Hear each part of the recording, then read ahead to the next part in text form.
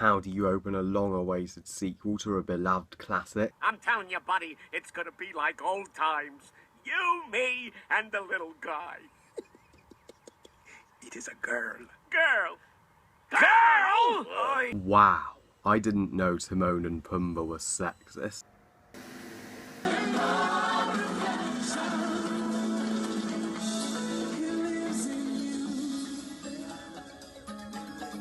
The Lion King 2, Simba's Pride, the direct-to-video sequel to the greatest Disney movie ever made, in my opinion, The Lion King, and tells the story of the birth of Kiara, Simba's daughter, as she falls in love with the chosen one of Scar, Kovu, and in the middle of a feud, a war between two prides, Simba's pride at Pride Lock and the Outlanders, led by Scar's wife, Zira, who supported Scar.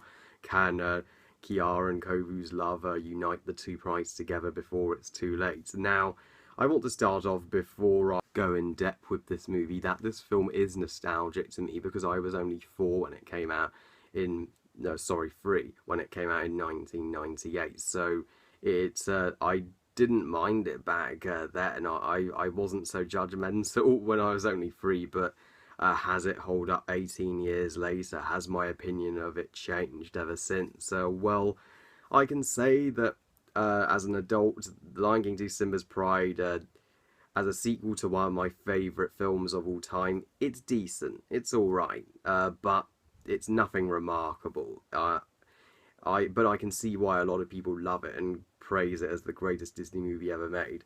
But let me start out by saying the opening of the movie, He Lives in You, which is from the Lion King Broadway show, is a pretty good song.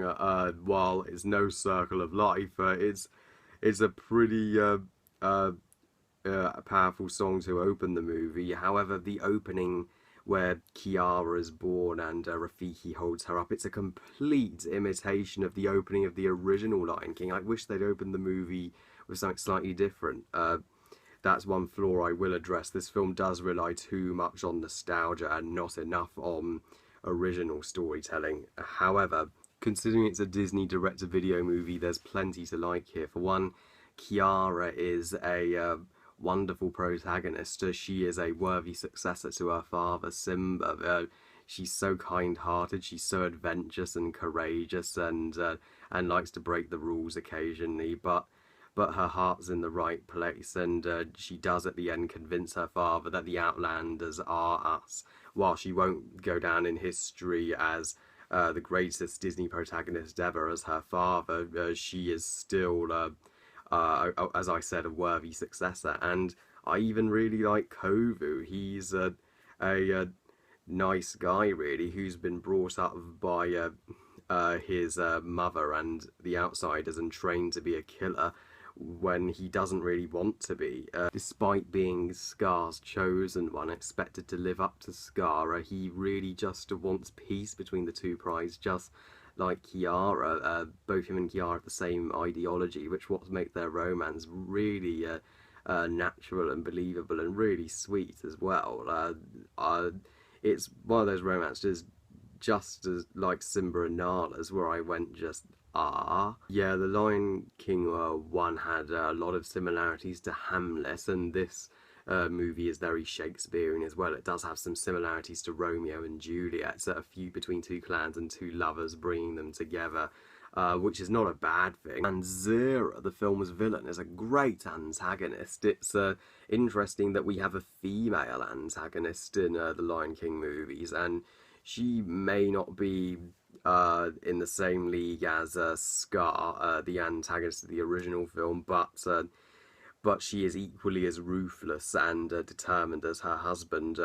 Just like Scar, she rules absolutely with an iron fist and will stop at nothing until Scar has been avenged and Simba is dead, even if it means putting her own family in danger, or even killing her own family to achieve this. Even after Simba forgives her and welcomes her into the Pride in the final battle, she still refuses to let go of her hate and would rather die than admit she was wrong. And in an alternative ending, she actually committed suicide and willingly jumped into the river. Yeah, this film is definitely a little more ambitious than most Disney direct-to-video sequels. However, what makes Zira step down from Scar is that she doesn't come anywhere close to succeeding, whereas Scar did. Scar's plan made much more sense and was so much betterly done. I mean, Scar was this close to victory in the original Lion King, whereas Zira, she never even comes close, and her plan makes no sense whatsoever to have Kovu save Kiara, then bond with Kiara, and then get close to Simba and kill Simba. But obviously, Kovu's going to fall in love with Kiara and become friends with Simba if he bonds with them. And besides, Kovu wouldn't be a match for Simba. Simba's a much older and more powerful lion than Kovu physically, so Kovu would get his ass kicked. Why not just attack the Pride Lands by force like you do at the end? And they try and make Zira a sympathetic villain, but the only time I do feel sympathetic, and a little bit of sympathy for her, is when her son Nuke dies trying to impress her in the ambush. Now, Nuka, he's a decent character. He comes off as annoying as hell at first. Well, it doesn't help that he's voiced by Andy Dick, but at the end, when he wants to please his mother by killing Simba, he does get killed, and you feel, and you go, damn, I wasn't expecting that. But Nuke's storyline, it was decent. However, there are a lot of things that hold this film back from living up to its full potential. It could have been great. So for one, I have to address the animation is nowhere near in the same league as the animation in the original film. Well, that's to be expected because it's direct-to-video, but I really wish this film would have been released theatrically, because it is better than some movies that have gotten a theatrical release. It was worthy, just like Return to Neverland, and it was certainly better than The Jungle Book too.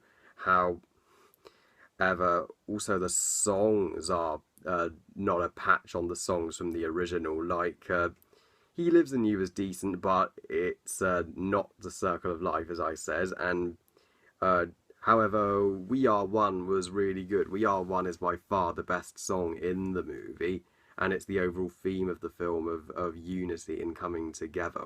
And That's My Lullaby is a decent villain song, but you will not remember it as you did Be Prepared. And the worst song, and probably the worst scene in the movie, which is complete filler, was the Inupendi scene, where Rafiki takes Kiara and Kovu on a romantic trip because Mufasa told Rafiki that his plan was to get Kovu and Kiara together. But that scene, it didn't enhance their romance. It was completely unnecessary. It was just downright stupid. I mean, you could have cut that scene out completely and it wouldn't have made any difference. He Is Not One of Us is okay, I guess, but it makes Simba come off as really mean-spirited. I'll talk about that in a minute. And Love Will Find a Way, it's decent, it's sweet, but it's no Can You Feel the Love Tonight. And Timon and Pumbaa, sadly, have literally no purpose in the film at all. They're just here for complete comic relief. They do nothing of substance whatsoever. Whereas they did have a point to them in the original Lion King. I loved them there. Which is a real shame, and Rafiki is even wasted in this film. I loved him in the original film as well, where he was actually wise, but here they've made him so stupid and wacky, and the Inupendi scene just didn't help. However, my biggest flaw with this film is that I did not like Simba very much for the most part in this movie. He comes off as such a complete asshole, and he is completely blinded by hatred towards Kovu, since Kovu is Scar's chosen one. And after what Scar did to Simba in the original film, you can understand Simba's motivation and his hatred for the outsiders, because they did support Scar, the man who, his uncle who murdered his father and framed him for the crime and broke the balance of the circle of life. Simba really should move on. He should see that Kovu has shown no evidence of wanting to kill him, and Simba's opinions of Kovu really change. First he doesn't trust Kovu, then he does trust Kovu, then he doesn't again, and then he very quickly changes his mind, and all of a sudden, very abruptly does trust Kovu. I'm like, make up your mind, man. And he also is really overprotective of Kiara. I'm like, man, that's great that you're protective of her, but just let her live her own life. She is capable of doing things herself. And however, Simba does have a great nightmare scene where he remembers the day Mufasa was murdered by Scar at the Stampede, and he sees Kovu pushing him off the cliff. And a few other things that confuse me is that why isn't Kovu Scar's son? That would have made much more sense.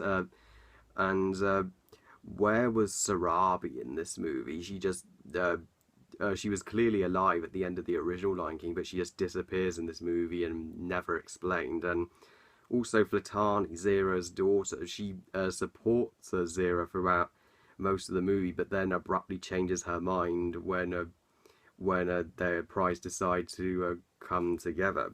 So overall, the Lion King 2 Simba's Pride, I think, of the original Lion King trilogy is the weakest, but it's a solid effort. It's still a decent effort, especially for a direct-to-video Disney movie. I understand it could have been so much better, especially in comparison to the original Lion King, but could have been worse as well. I give the Lion King 2 Simba's Pride 3 stars out of 5. Well, I love you guys. Thank you all for watching. And what do you think of the Lion King 2? Please comment and let me know. Please like this video and subscribe. Please follow me on Twitter and on Google+. And I'll see you all next time when I review the Lion King 3, or Hakuna Matata, or the Lion King 1.5, as it's known in the US. Bye, guys.